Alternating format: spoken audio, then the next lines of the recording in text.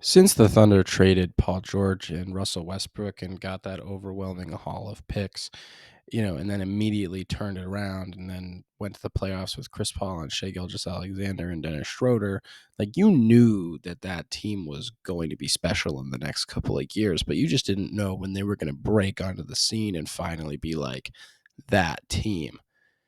This is the year. They are that team. They're currently, as of this recording, a half game out from the top seed in the Western Conference. Shai Gilgeous-Alexander is looking like an MVP candidate. You have Chet Holmgren looking like, the runner-up for Rookie of the Year. You have guys like Jalen Williams, who is absolutely the most underrated player in the NBA right now.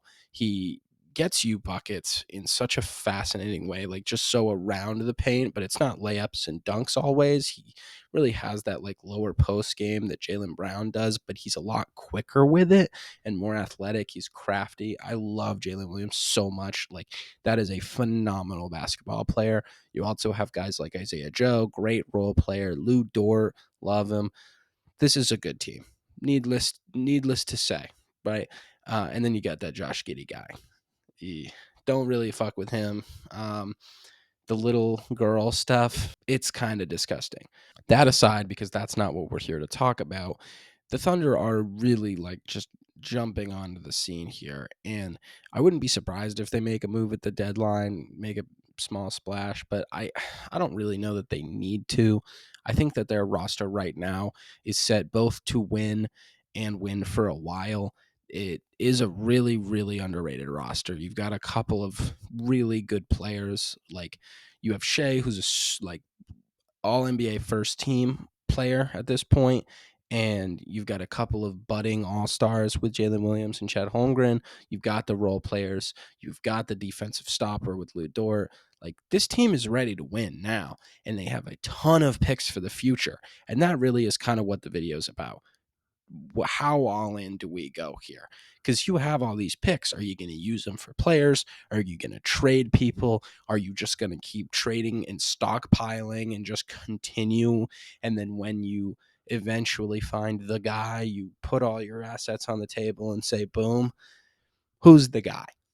For me, if I was the Oklahoma City Thunder, I would really take a good look at Lauri Markkanen. I really would. I think I've already said this. They have the most assets. They could easily steal Lauri Markkanen from the Jazz.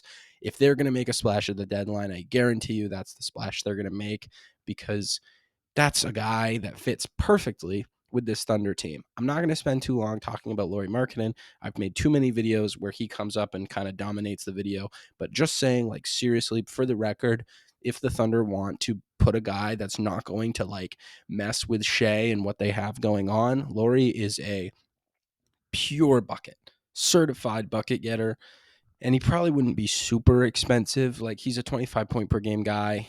You're going to get a lot less out of him than that, but he's still a surefire 20 for you. He's going to play great with the way that the Thunder like to play. He's athletic. He has defensive potential. I think he fits in perfectly with what they're trying to do there. Moving past all the Lauri Markkanen stuff, regardless if they get him or not, they make that splash or not, they have something here. Like they clearly have a player that's better than Paul George that they got for Paul George, plus they accumulated all those other assets. And as long as they have decent asset management, they are going to be contenders in the West for years to come. They are really cooking something here. It's going to be awesome. And I think what I really respect so much about them is just the way that they play. It's not like the Pacers where it's super fast, but they do run in transition. They do everything the way that it makes sense to be done. They play defense. Their roles are very clear. There's not a ton of egos on the team, although Josh Giddey does kind of feel like the odd man out. I kind of feel Ben Simmons from him, obviously without the child predator situation. Ben Simmons really was like so crucial to that Philly team way back when. And I think people write him off because of what he is now. But when he was healthy, when he really didn't have any injuries that were holding him back, and, he had the confidence piece, I think he was seriously a huge contributor, no duh, to all those Philly teams. And Josh Giddey is no different. He's a great player.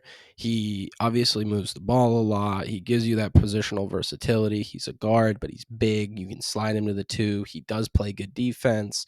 Like, he is a good piece that pairs with Shea, that you pair with the whole team.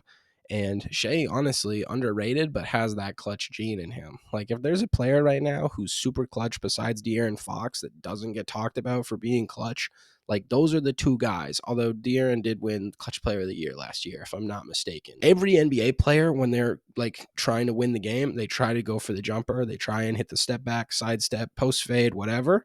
It doesn't work the way that just driving to the hole. Shea does what every NBA fan wants them to do. Like, at the end of a game, he takes it right to the bucket. It doesn't mean that he goes for a layup necessarily, but he finds a way to either draw some contact, finish through it anyway, do a like little move, floater, euro, whatever. He makes it happen, and he is seriously the real deal. One, like, the fact that he's not a front runner for the MVP right now is kind of crazy to me. I know what Embiid is doing. He's also missed a lot of games, and eventually I do think Embiid might get disqualified from the running.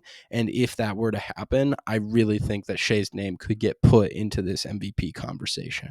He deserves to have his name in the MVP conversation. I'm not saying he should be the MVP frontrunner or that he should be the MVP or shouldn't. I'm just saying, like, when you are this good of a player on this good of a team record-wise, your name needs to at least be in the conversation to win the award.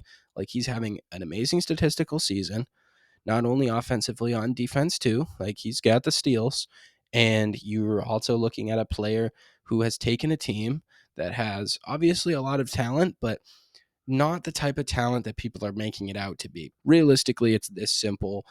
The Thunder have the recipe, they have the blueprint, they have the team. They just don't have the experience yet, and we're going to have to see in the playoffs if these guys still are playing to the potential that they have and how they develop in the years to come. But right now, for the Thunder, you've turned this rebuild around so quickly, and honestly, you're in a better spot now than when you had Paul George and Russell Westbrook. And I honestly don't think that we were expecting to say that so quickly.